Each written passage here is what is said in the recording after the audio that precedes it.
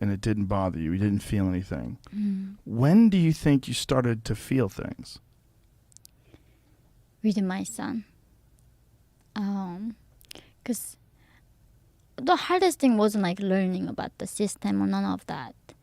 Even China, like I was always numb.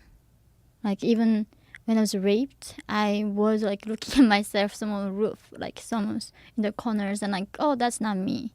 How can that be happening to me, right? I was completely ignoring that. And in North Korea too, you're so numb in your brain.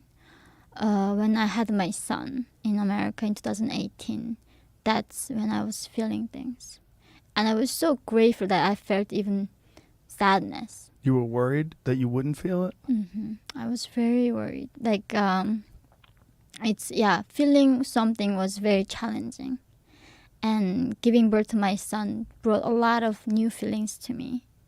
And of course, the compassion is one of them, right? Like, I worry about I want the world to be a beautiful place for him, right? I actually care about the humans. And I don't know, this part is like, this is edited the first time that I knew what love was and unconditional love was.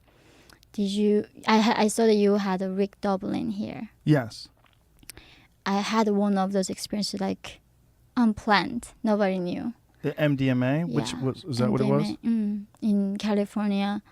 And but until then people told him, oh, I love you. I was like, if you don't sleep with me, rape me, want something, why would you love me, right? I never understood that unconditional love between humans. Never felt like safe. So you never felt love with friends? No. It was I learned the love later very in life. So I knew the word, but I did not actually ever felt it. So when I owned that, for the first time I was like, all I felt was love and zero fear. And that's when like, I know that when these people say they love me, actually this is how they feel actually. Yeah. Is it possible to love somebody unconditionally? And after that, I became pregnant because I wasn't able to get pregnant from all my trauma I had. I had 3 IVF cycles at 22. And after that medicine, something, I don't know, relaxing my body, I was able to conceive. And I had my son. I think a lot of people could benefit from one of those experiences. Yeah. I think it would change a lot about the way we look at life, the way we look at each other, and would just eliminate a lot of the anger that people have. Exactly. A lot of the misplaced anger, unproductive, unhelpful, corrosive, dangerous anger for no reason. There's so much of it, and so much of it is so confusing, and so much of it is based on our own insecurities and our fear that other people won't love us back. Yeah. And if you do one of those experiences with other people and you're all in it together, you realize, wow. So the world could be like this all the time? Exactly. The world can be so different, isn't it? Yeah. It can be, everything can be understood. Like, that's the thing. Like, in the center of everything, there's love. And I did not know what love was in time of my life. That's the thing. When people ask me, if you can be on North Korean television, what would you tell them? I think I would tell them I love you. Because they never heard that before. They might not know even what I'm saying. What the heck she's saying. She loves me, right? Right. But I think that's the thing. Like, I did not know what it was. But everything that we do for love, we have children for love, right? Why do we even live? Everything, the point of life is like love. Right. And I did not know that until I had a point. So, I mean, that's why I cannot be bitter. I love men. Like, my son is a man. My father was a man. Like, even though a lot of experience I had with a man was negative, that I was able to overcome it, right? But I think a lot of people cannot overcome that trauma because they're just not able to make that connection. It's one of the terrifying lessons of being a human being, is that there can be wonderful, loving experiences at the same time where horrific things are happening somewhere else. Yeah. And you know better than anybody alive because of the country where you were born. I mean, that's happening right now, that there's a place where there is no love and everyone's afraid. Yeah. And there's just this horrific regime that's running this country and keeping people starving. Yeah. And it's happening at the same time as iPhones and the internet and electric cars and all the wonderful things that we're experiencing here in America. It's the worst example of human life, and it exists simultaneously. I know it's a thing. I thought if I can show them, tell them what's happening, I thought something gonna change, right? But of course not. It's not. And there's a reason why these problems keep existing. But the thing is, I saw that one of the interview we did with Elon Musk, right? Yeah. I have to be hopeful because what's the alternative? Yes. What is the alternative to being hopeful? Nothing else. That's the thing. That's why even though I don't know people are gonna now listen to me and help me to raise awareness and condemn Chinese regime to stop sponsor Kim Jong, I don't know that's gonna happen, but I gotta be hopeful. That's the only thing we have as a humanity. We gotta be hopeful, and we can do so much when we keep that hope alive. It's just terrifying that it's ignored by the powers that be, and not just this country, but many countries, that they're not all just standing up and saying that this is an atrocity that's happening inside of our lifetime. We're doing nothing about it. Mm-hmm. It's a thing, like, I have no problem when people going, like, at the Canada Goose store, putting the, like, blood on them, like, in New York, Soho, right? I remember when I was in South Korea, there's this, like, on TV, there's a national concert with the celebrities and singing and crying. I thought, like, okay, big disaster happened, right? While these people all emotional and crying, and it was a fundraising for the dogs and puppies and animals. People eating animals? No, it was just like their environment, how shelter, like, environment is hard for these animals, how it's not clean, how they don't, you know. Animal shelters, right. So they were crying, and I was initially shocked. Like, what do you mean animals have rights? Right? Like, as a human being, I did not know I had the rights as a human. Right. And what the F, really? Like, animals, puppies have rights here? And then, on top of that, I go meet so many people, the philanthropists, and they are willing to give millions of dollars to save animals and dolphins and little ducks that don't die from Canada Goose. But they do not want to rescue these girls who are raped every single day. Yeah. And somehow, I think it's anti-human sentiment. I don't know even what that is. Like, the fact that we care about animals' rights is a beautiful thing, isn't it? Yeah. We care that something cannot speak for themselves. They are vulnerable.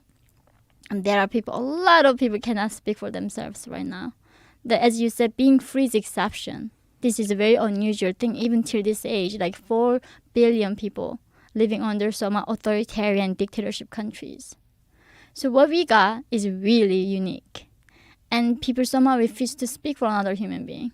They would rather speak for a little puppy. And it's very the hypocrisy that doesn't make sense. Like, if someone's suffering that bothers you, why the human suffering doesn't bother you?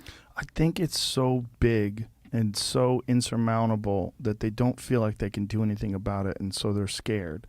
And so they don't speak about it, because to actually do something would require an enormous effort. To do something to change the regime of North Korea. Like, what does a person who lives in Berkeley, who loves to support, you know, social justice causes, how is that person going to affect the dictatorship that's happening right now in North Korea? It feels like they can't do anything about it. They can tweet about what's happening that China does to North Koreans. Yeah, they're scared to even tweet about China. Exactly. They'd rather tweet calling, you know, some white guy racist. Yeah. Inherently, or some, you know, this person of that, or that person of this, and come up with some sort of, you know, insults for people that don't agree with what they agree with. It's it seems too big. It seems like they can't put a dent in it, so but they leave it that's a alone. lie that they are telling themselves. Little thing that even little tweet would help. I think a lot of people don't even know about it. Exactly, that's the thing. Like, the mainstream doesn't give a platform to the people who want to challenge the CCP. Right. So I mean, these girls who were captured by Taliban, ISIS, few 100,000 people were oppressed, gets Nobel Peace Prize, right? Yeah. They're like 25 million people are oppressed. When did you hear anybody world recognizes it from North Korea or anything for this cause? What did you think when Trump met with Kim Jong-un? Well, with Trump, right? That's the thing. It seems like Trump got everything do wrong or everything gotta be right? I mean, nobody's perfect. I do think Trump was really right on calling out China. Right. He was the first president to actually talk about to Xi Jinping that you gotta fix North Korea because you enabled it. Mm-hmm. That was the first president ever mentioned China with North Korea. That was great. But sitting down with Kim Jong-un without any preconcession, Because think about it, inside North Korea, there are military powerful men. And they think if Kim Jong-un is backed by American president, they're not going to start a coup or do anything about it. So for Kim Jong-un, it was a very good opportunity to legitimize his power within a country, inside North Korea, to consolidate that power. Because until that point, even Xi Jinping didn't invite Kim Jong-un to China over, even once. So Kim Jong-un was more like this young man nobody accepted. But Trump wanted to meet with Kim Jong-un, so Xi Jinping invited Kim Jong-un to over first before Trump meeting. So that's how he went to China for the first time, and meeting Xi Jinping. Because he knew that Trump was going to meet him. So, I mean, of course, China won't have influence beforehand. So that's why, Of course. right before the meeting, he went to China first. And until that point, China didn't even invite Kim Jong-un. It was too lower for them. Really? They would not even recognize. Yeah, it was their like a little brother of the puppet state. So they would not treat like Kim Jong-un like a leader. He didn't even get the invitation to visit China. Is there a real possibility that someone could overthrow him from within inside the country? It's impossible because China is behind it. China is fully behind it. China lend this land for 200 years, 50 years on this like mine towns, mining, blah, blah. Everything is lent to China. So North Korea is not Chinese. And the labor is free for the Chinese to use. So everything is now Chinese in North Korea. It's China, basically. Nothing is North Korea's anymore. Wow. I mean, these mines, everything is like land like 200 years. That's the least they have. I mean, how many generations that change in 200 years' time? Right. So it's North Korea is China. There's really no distinction at this point. And China is very clever in the way they have all these interests in all different parts of the world, and in Africa and all these different mines. And It's like all through economic Yeah. power. That's how they disable them and enslave to their ideology, and then they cannot speak up. And that's happening to American, even Ivy League schools get funding from China. So all this research is like papers. They don't do things that challenge their narrative, right? And the media, Hollywood, right? They need the money from China. So they are not going to do anything about it. So that's how slowly they infiltrate every sector that we have right now. Part of me is very upset that more people have not talked to you. Well, because I'm a liar. Because I'm a liar. I'm the propaganda puppet of the West. CIA trained me.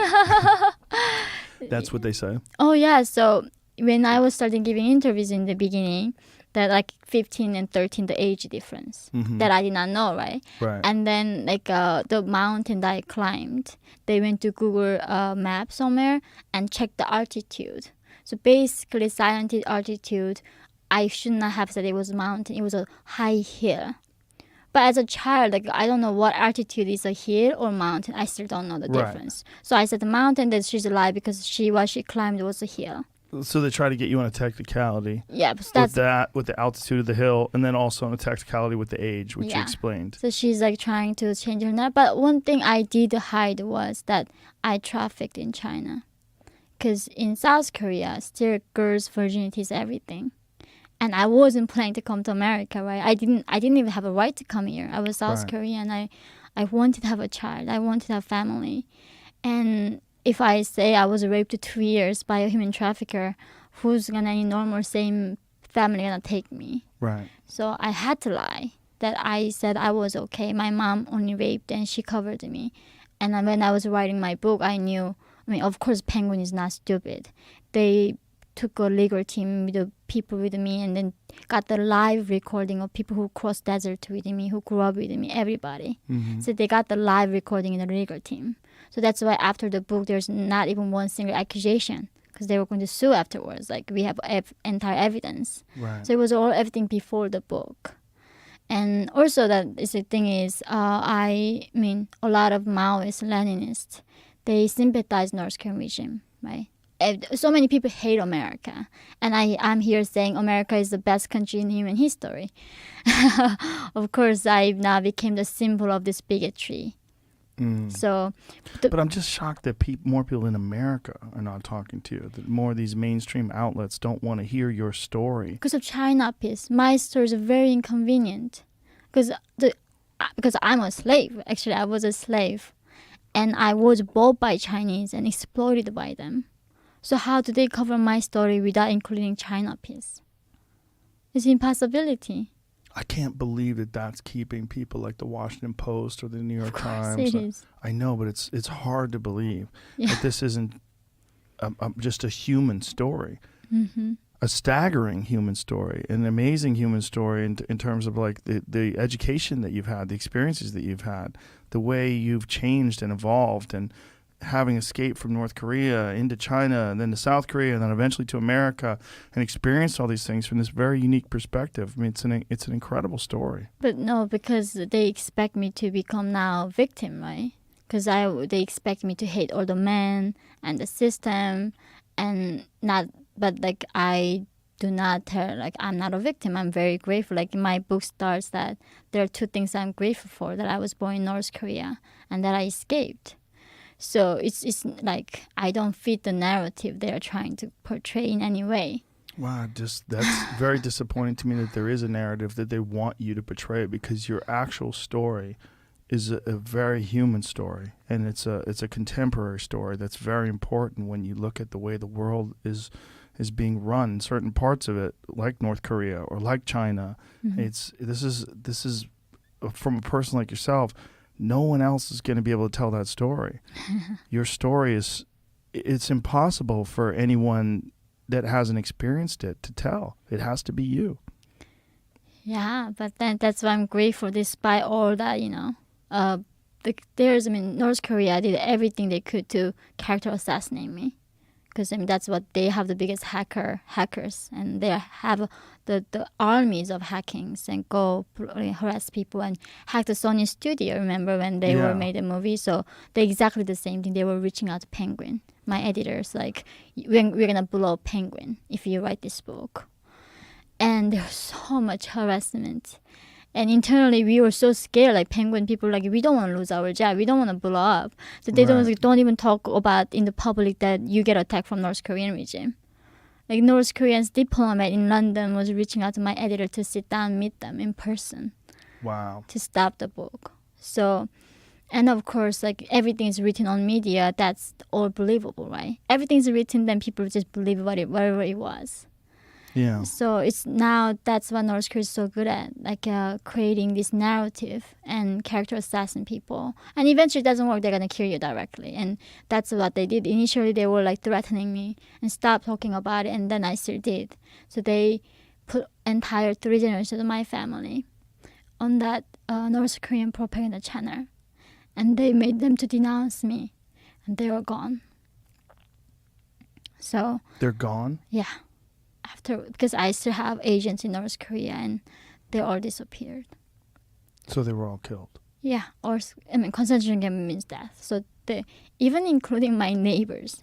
I think that was so unbelievable. Is that, what's the crime of being a neighbor? They were not even that close to me. But these neighbors, the fact that they knew me, that was their crime. And this video is on YouTube. And they went after everyone you knew. Yeah, everybody I knew. Everybody I knew. In my entire town and entire my father's side and mother's side, entire generation. And my cousin that I raised. And yeah, that's the thing. Like I knew this is an evil regime. But I somehow thought, like, how can they be threatened by 13 years old? I'm not even sharing how North Korea develops their missile program, right? All I'm saying is what the UN says. Like, there is a public execution. You see from satellite photos, you see. And there's like 33,000 North Korean defectors made to South Korea. They talk about starvation. And then that we get captured in China and being sold, and there's documentaries about it. So I'm not even sharing the first class information. I just didn't think they were going to be threatened. I just really didn't think that I was gonna be threatening to them at all. And they don't like allow any dissent. What do you think is going to happen with that country? Like China, they can last a lot longer. They might last longer than us. They might beat us. Because that's the thing, like, it's, as you said, people become softened. and they do not know how to be resilient, right? And also, as you said, people here being surrounding such a goodness of the world. They don't recognize, they don't even know how evil can be a man be like, right? Or regime can be like. They don't know how cruel these regimes are. They don't even recognize the darkness they see. So I think because our inability to recognize this crime and darkness, I think they might outlast us. So that is my biggest fear. And So you have a genuine concern that this country could collapse. yeah. I mean, every civilization collapsed. Persians, I mean, how many civilizations before us came? Right. The They Greeks, were the Romans. Yeah. Exactly. So there shouldn't be any exception to Western civilization. If we do not appreciate and regard this civilization, that alignment that we got. Especially if you pay attention to what's going on right now. Of course. And especially the way it's emanating from the universities, which is what's teaching and putting ideas in the minds of young people who will then go on to run things. This foundation is corrupt. The only way that is to us to change is getting rid of Western civilization, getting rid of American Constitution. Great. It's not. I'm not saying like every class you set at Columbia. That's how they end the class, right? Every problem going back to root. Getting rid of white men. They are the problem. They are the source of every single problem that we have. They mess up Africa. They mess up Asia. They mess up every single thing. And like one class I remember at the end of senior year, taking the music class, right? It should be the least political. Western music is one of the core curriculum. And the professor asking who has a problem studying Western music. And of course everybody raised their hands. Because of these bigots like Mozart and Beethoven, they silence all the minority groups. We have to listen to these bigots right now. And it's the fact that Columbia having this core is like a shame. And so I'm like, I'm sitting in the West. What's the problem studying Western music in the West? Right? Well, not only that, you're studying musical history. You can't deny the history. You can't deny that these people made this music. It doesn't absolve anyone of any crimes that they committed if they committed crimes. Yeah. But to deny it all. Yeah. I mean, they say like reading Jane Austen is like a hidden oppression that we don't see because she was living in a time of white colonialism and white supremacy. So the fact that you read Jane Austen is you get subconsciously brainwashed. And this is how you need to look for hidden oppression. Oh my God. Oh, it's so disturbing. It's so real, though. I mean, that's really what's happening right now. And people are paying hundreds of thousands of dollars to have their children indoctrinated into these ideas. Yeah. Well, I don't know where we're going to end up in 10 years. I don't know either. But I really enjoyed talking to you. Thank you very much. You're a very, very brave person. And I think that your message it's very important. And it's also, there's no one else who can tell it. It has to be someone like you who's gone through what you've gone through, and I think it's huge for the world to hear. It's incredibly significant, and I hope more people want to talk to you. No, I think I'm so grateful is that in the desert, when I was crossing the desert, my father died a few months from a cancer he had in the concentration camp, and he died, and I had nobody to call. Right, he died in the morning, 7 a.m. waiting till night so I can bury him in the middle of a mountain. And I couldn't even cry because if you cry, neighbors gonna hear.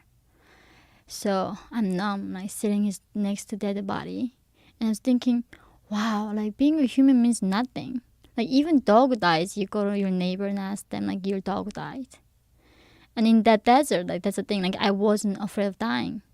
I was like thinking, nobody knew that I existed.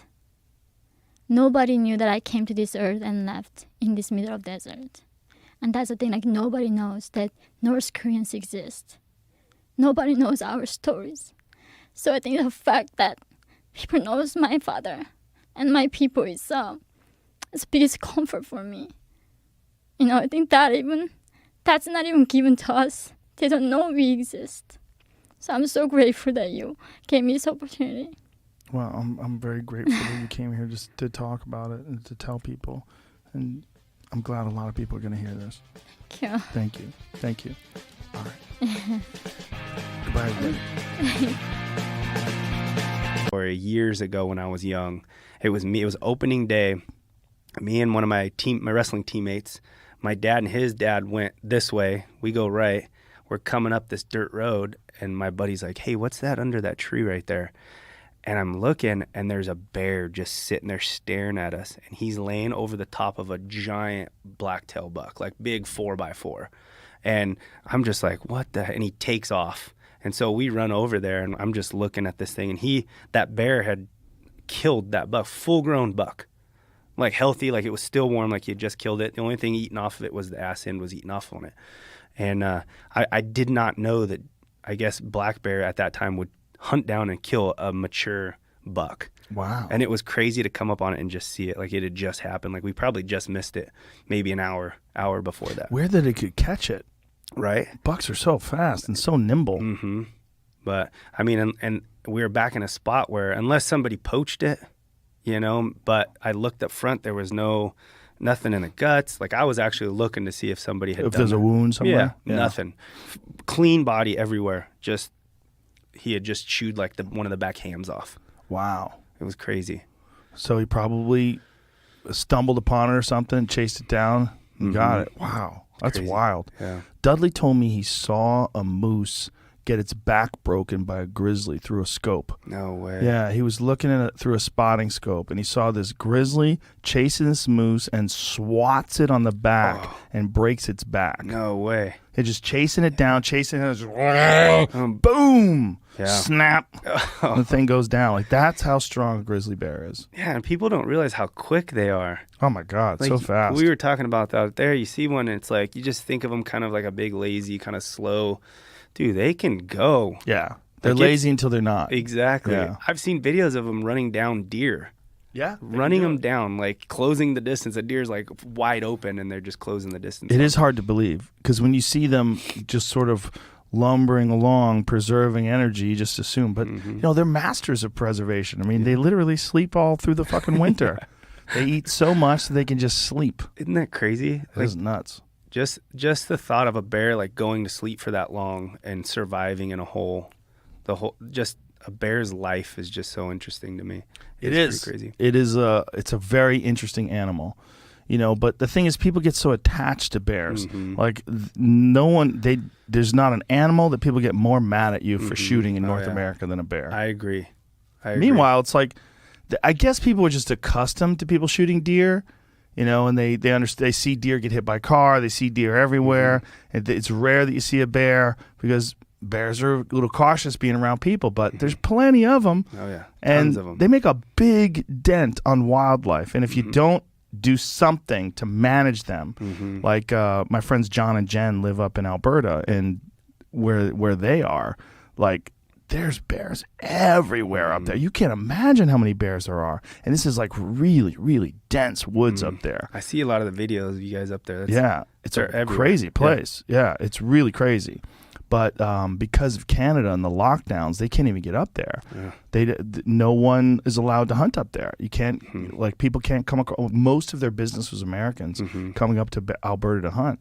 And for the past 2 seasons in a row, they've had no income. Dude, that sucks. It's crazy. Are they taking care of them as far as, I mean, what are they supposed to do? I mean, what are they doing in that government? situation? Yeah, are they I don't think they do nothing shit at all, huh?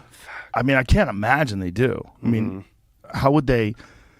I mean, like, their business is based on customers and then tips. Yeah. So, like, how could someone take care of them? Like, what is it? What is someone going to do? No. How could the government supplement that? Yeah. I'm not exactly sure what they've been doing, but they're stuck. Yeah. Like, you can't even, like, They're if you good come people, from too. Canada, they're great people. Yeah, I love them. Yeah. They're awesome. I love them too. If you come from Canada into America and then you try to go back to Canada, I think there's like a 14-month quarantine. And What? yeah. Oh, excuse me. 14. 14. I was like, what? I'm using words wrong. 14-day quarantine. And I think also your I don't even think it's that easy to come across. I think you have to have a reason. Like, there has to be like some clear cut work. Yeah, because like, I was just reading something about the border being shut down. So I don't know what that means. I think it is, and it, like, so Paul Bride, who does a lot of Kuyu's photography. He's up there, and I know he came down kind of, I think that was last year, kind of in the midst of everything. And at the time,